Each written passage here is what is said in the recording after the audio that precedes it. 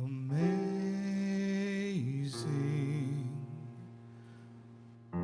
amazing, you will do amazing things.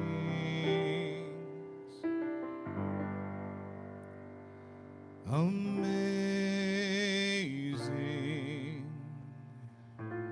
amazing,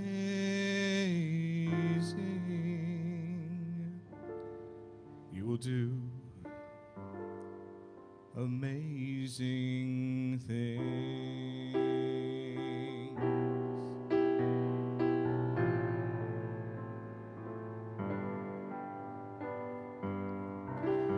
You will do amazing things with the joys each new day brings, and with every step you take, plus the progress that you make, the reason you live is there in every gift you give.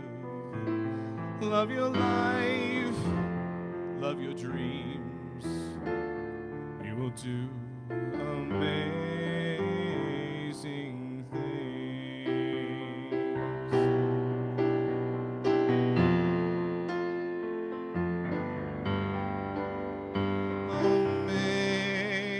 Amazing, amazing,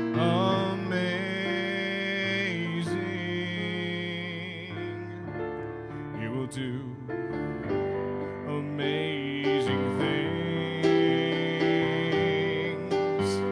Amazing, amazing,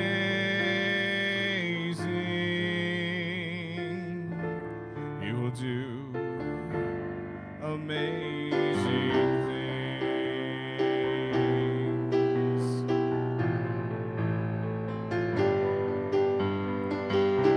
Oh, the places you will go, and the people you will know. Don't worry when or where or how. You don't need to know that now. You're on the right track. No need to look ahead or back. Just enjoy what this day brings. You will do amazing things.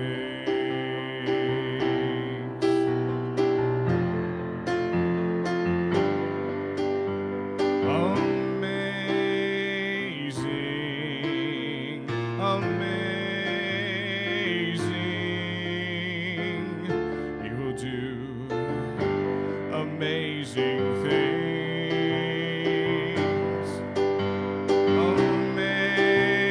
Amazing, amazing, you will do amazing things. You don't have to work it out, just stay in the here and now. Let your mind rest for a little while. Sometimes the deepest answers come when you're out there having fun. So close your eyes and take a breath and smile. Amazing,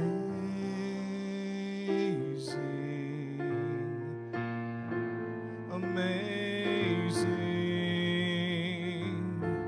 you will do amazing things. Amazing, amazing,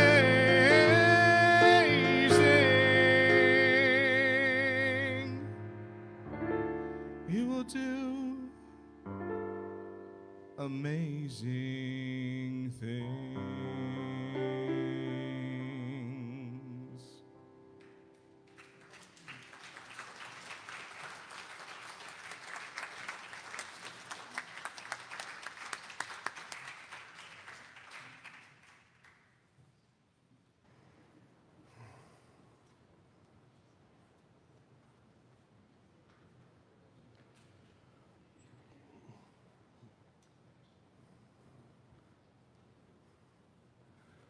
Good morning. Thank you, Michael. For those that do not know me, my name is Reverend Edward Trout. My pronouns are he, him. I'm a graduate of One Spirit Interfaith Seminary out of New York. It's my pleasure to be your speaker here today.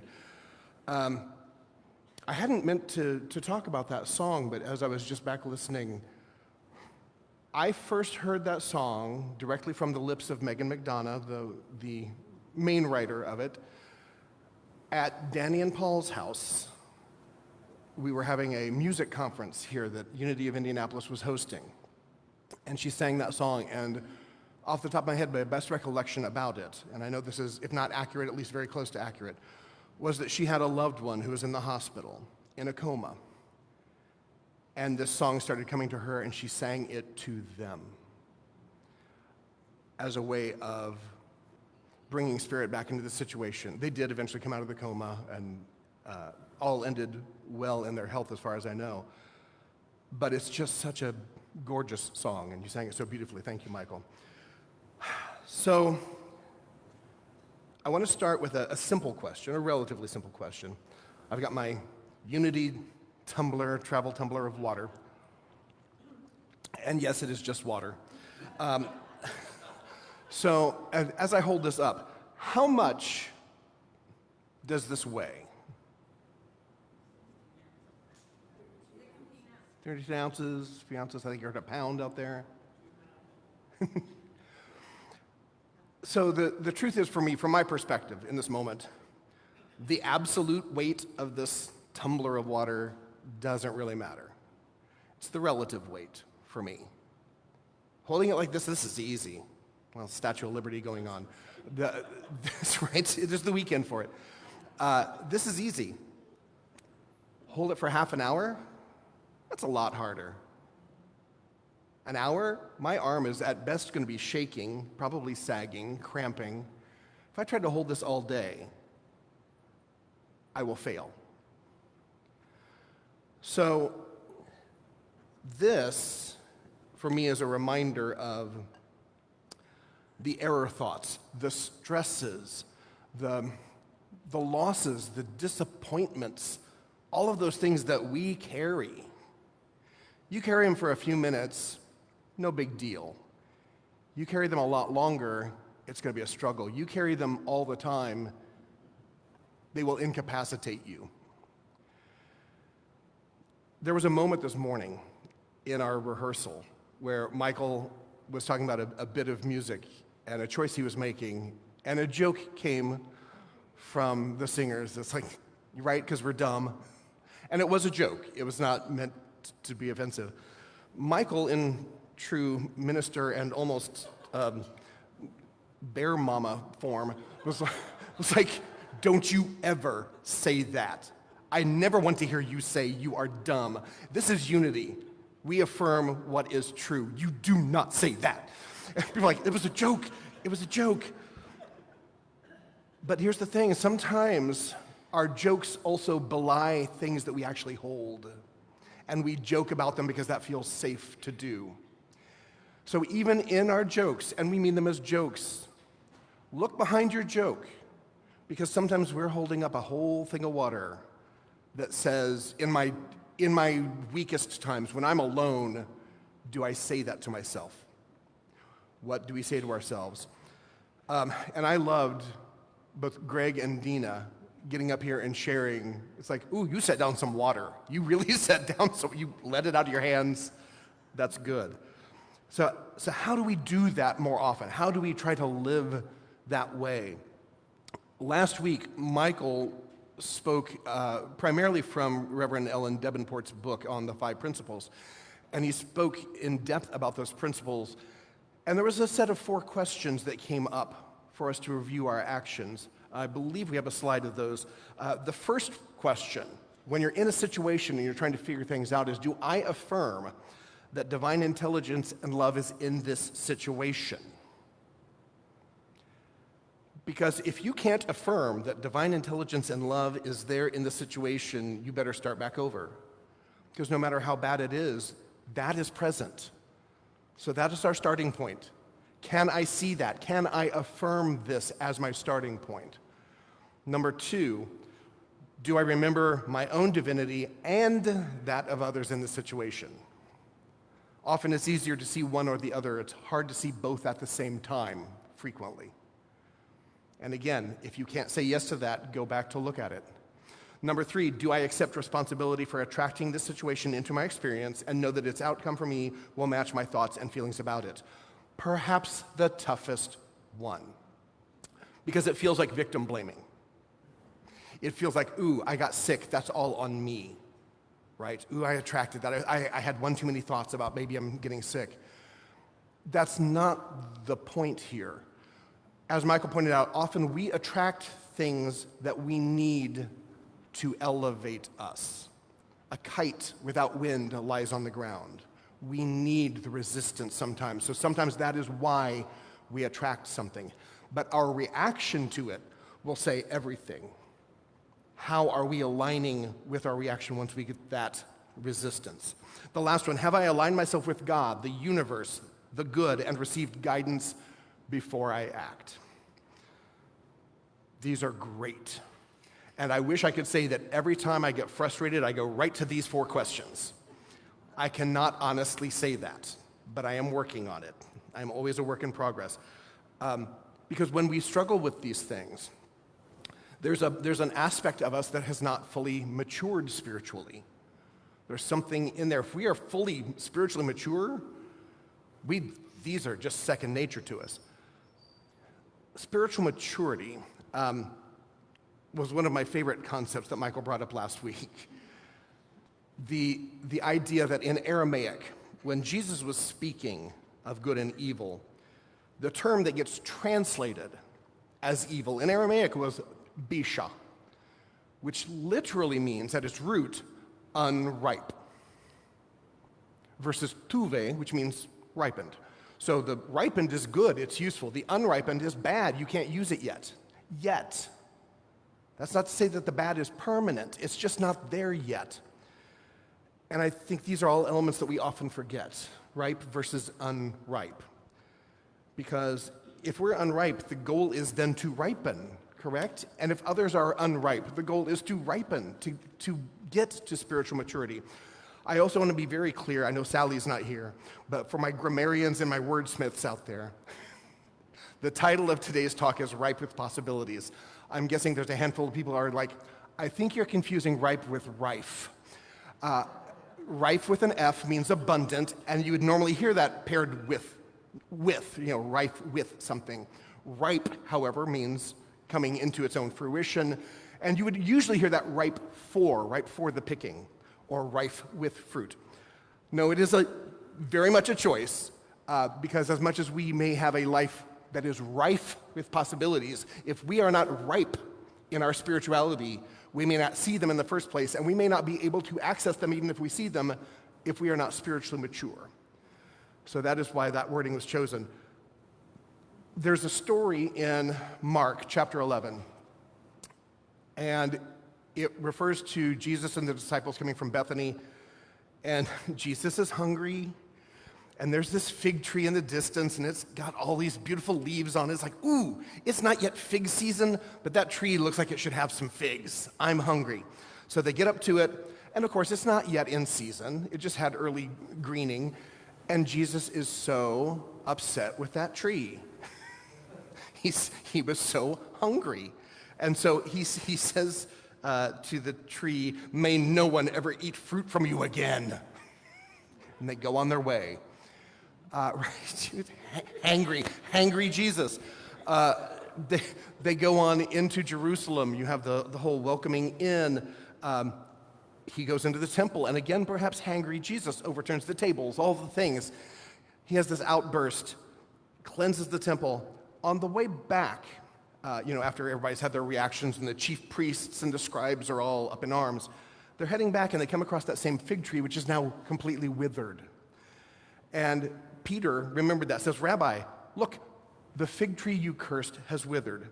Jesus' response was, have faith in God. Truly I tell you, if anyone says to this mountain, go throw yourself into the sea, and does not doubt in their heart, but believes that what they say will happen, it will be done for them. Therefore, I tell you, whatever you ask for in prayer, believe that you have received it, and it will be yours. And when you stand praying, if you hold anything against anyone, forgive them, so that your Father in heaven may forgive you your sins.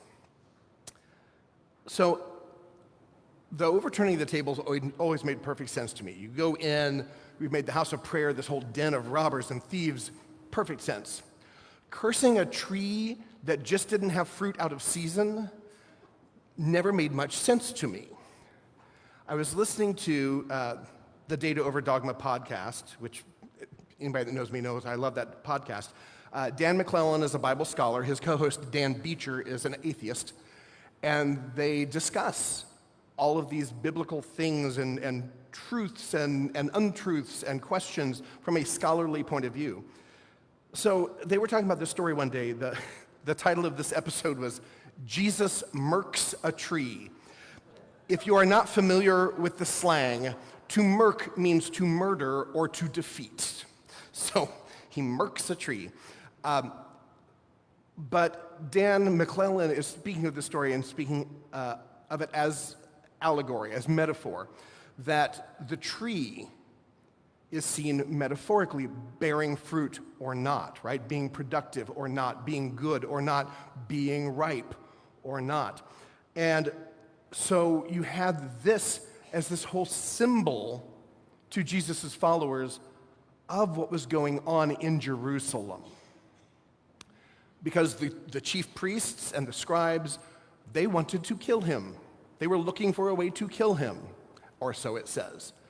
And in doing so, and Jesus being aware of things going on, he saw them as unripe, as spiritually immature. He saw the temple itself open as a den of thieves, as unripe and spiritually immature. Now, historically, Bible scholars do believe that the writing down of this book probably happened around 70 CE.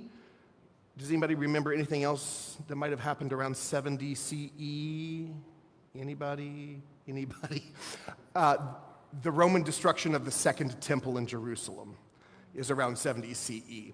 So scholars would suppose that this is written either with the knowledge that that destruction is imminent or it's already happened by the time this is written down. So a lot of what this means historically to the followers of Jesus was that whether the temple is there or not, whether the chief priests and the scribes are actually good leaders or not, you don't need them. You don't need this tree. It's not bearing fruit. Jerusalem is not currently bearing fruit because the Jewish people were defeated, their temple destroyed. They couldn't, in this moment, re-envision how Judaism could come back to what it was, right? So this was Jesus' way of speaking metaphorically about all of that. Matthew 21 has a very similar story, the major difference being that when Jesus curses the tree in that one, it immediately withers before their eyes. But very similar story. Now, I spoke of the metaphorical or the allegorical meanings. There are, of course, metaphysical meanings behind figs. So from the Metaphysical Bible Dictionary, the first use of figs is usually regarding prosperity. But more importantly to today's talk, figs also represent the seed of humankind, seed meaning our mind power, right? The mind energy of all of us. That is something that figs become representative of in the metaphysical sense. So when we can pull our ideas back into that alignment with divine mind, we're basically in that life stream of like original thought, right? So again, the figs not being ripe means that we are not ready for that. We have to make ourselves ready to that, and it takes time. Ripening takes time. We are looking to become our fully realized spiritual selves. So how do we actually do that? How do we make these things happen? How do we align with divine mind? How do we get to that maturity, that ripening? And how do we see our possibilities? How do we see that multitude of possibilities around us? Are we too busy doing this? Upholding the water that gets heavier and heavier and heavier the more we hold it.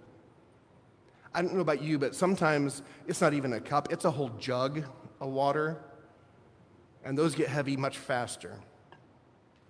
So are we focused on the bad? My dear friend Mia had a saying for years, I'm sure she still does, I just haven't heard her say it recently, but she would, when something would go wrong or somebody would have an issue, she'd be like, there's a million kinds of wrong in this world. And there are. And if that's what you focus on, you're holding your water.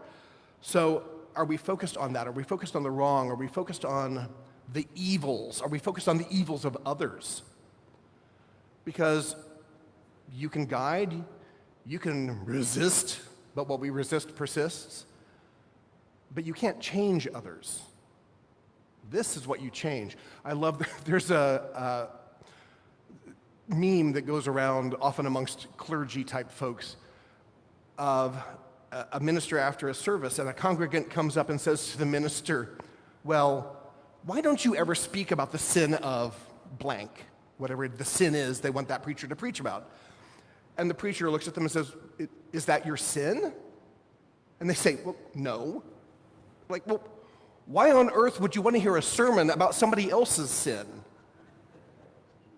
And I think we all know the instinctive answer to that. Why would we want to hear the sermon about somebody else's sin? We judge. What else? It takes the pressure off of us, right?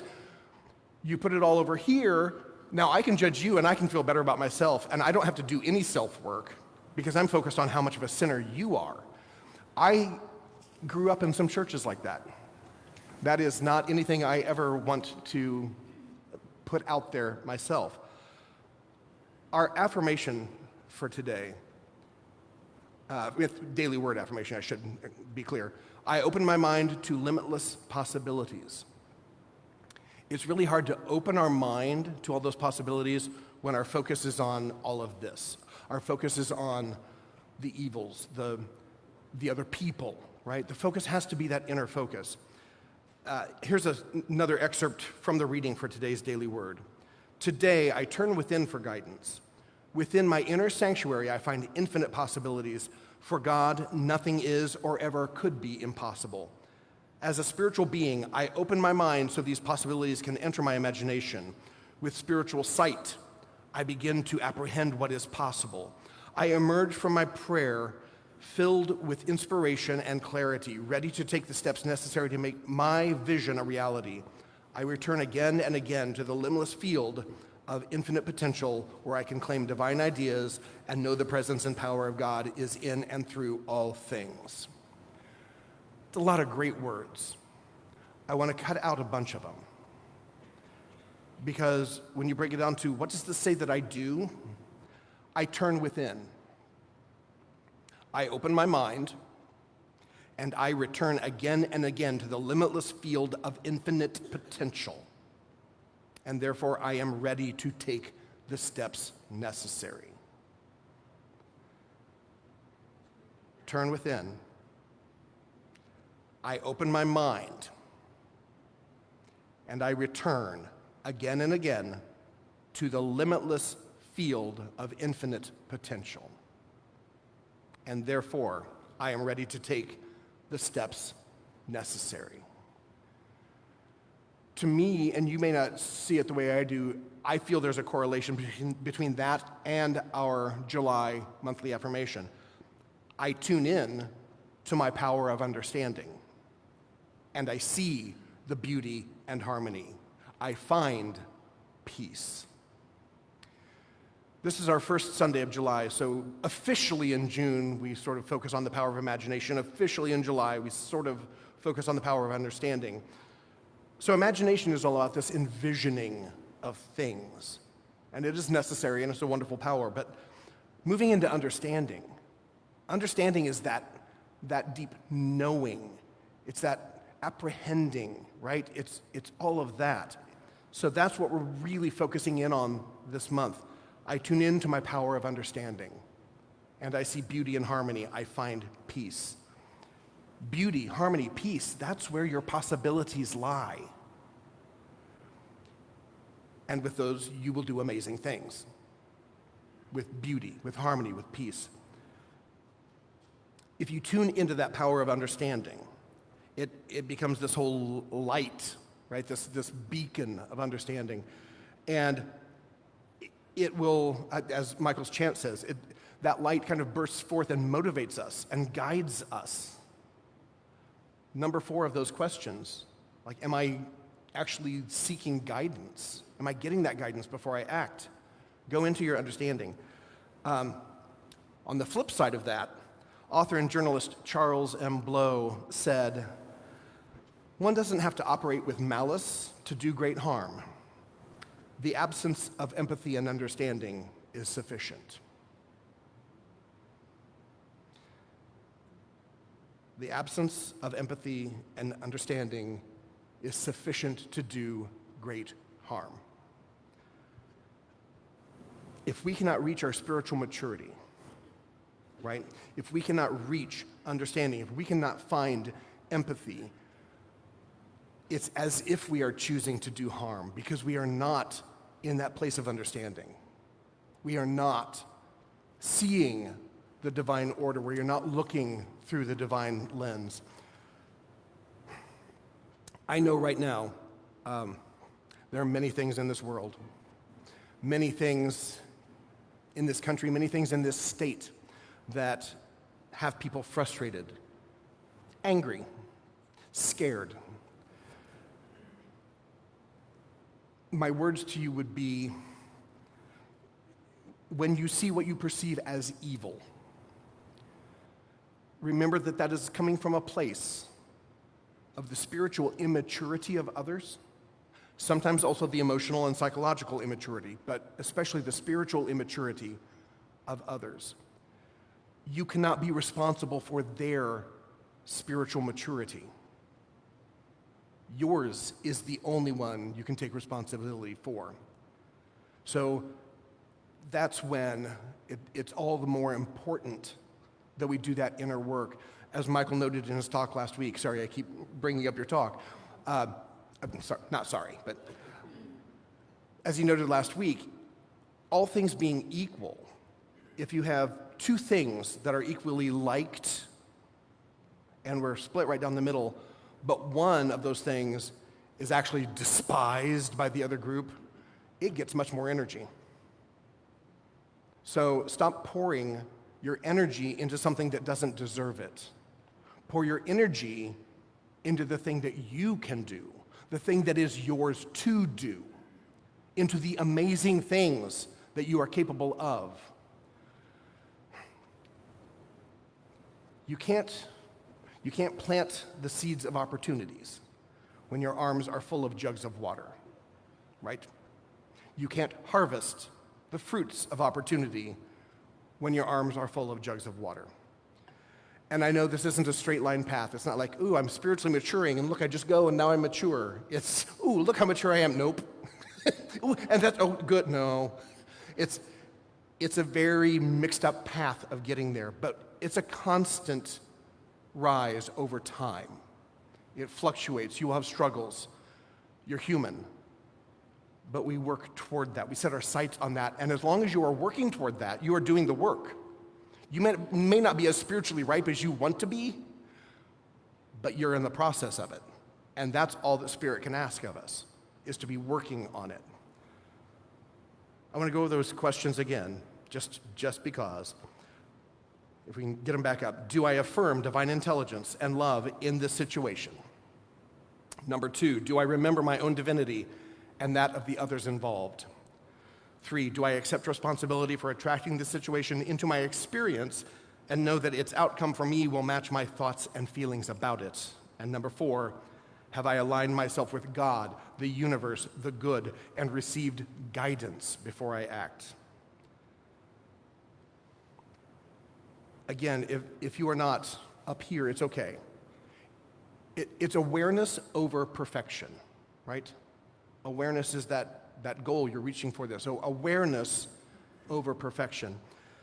As many of you know, for the last, 20 summers, I have directed or co-directed a show at Footlight Musicals for the youth. And this summer, it's the 13 to 19-year-olds doing Hadestown, the teen edition. And in that show, it's a modern retelling of the myth of Orpheus and Eurydice, for those that don't know it. But in that, there's a place where Orpheus is toasting to the goddess Persephone, the goddess of spring, but also the queen of the underworld. And he ends the toast with, "To the world we dream of, and the one we live in now." And I always think that's such a profound and spiritually mature reaction, because we so often want to toast that thing that we're dreaming about, and we forget the now is also sacred. All the struggles that we're going through are also sacred. So to the world we dream about and to the world we live in now, that's, in my eyes, that is being ripe.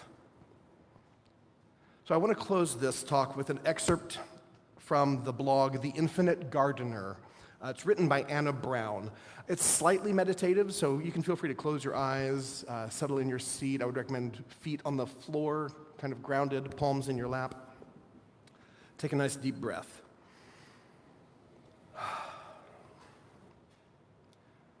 You cannot force an organic process of ripening to fruition.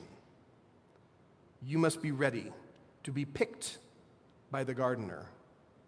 In other words, by awareness, which paradoxically is you, the character. In other words, you are the Son, S-U-N, born in mankind, the light that shines through the manifested world of form, the fruit. This recognition of ripening happens naturally when you are mature enough to recognize this. And this points to a profoundly natural and organic process that unfolds with the care of you, the gardener, the awareness. With awareness, there is love, respect, nourishment, and natural faith in the seed. But just because there is natural faith doesn't mean there isn't work. Work, or doing, is a labor of love and is a natural byproduct of awareness. In other words, a true and humble gardener does not go outside and kick, complain, and curse the weather or her grains or fruits. She knows that gardening is a tender process of patience, love, and nourishment. From the gardener appearing as the human to the gardener manifesting as all the elemental forces of nature to allow the seed to spring. Eventually, the fruit will ripen and be plucked, or fall back to the ground to have another go around. For within form, one will bloom just to die and be reborn again. And the grains of the earth will be reaped just to be planted again on repeat. This is the rhythm and flow of form. Shedding your form will always be the norm. But never forget your powerful space as the epic gardener, awareness. But also stay humble, knowing that within form, there will always be a new unfolding process of birth, maturing, and decaying. But what remains the same? The eternal light of awareness. Like the sun, it's what even allows you to see. Therefore, give thanks, plant your seeds, and remember the needy little me was never meant to stay a seed. So get up and rise, brothers and sisters. It's time to bloom. And I will add, and it is time to do amazing things. Amen, Amin, Aho, Ashe. So it is. Namaste.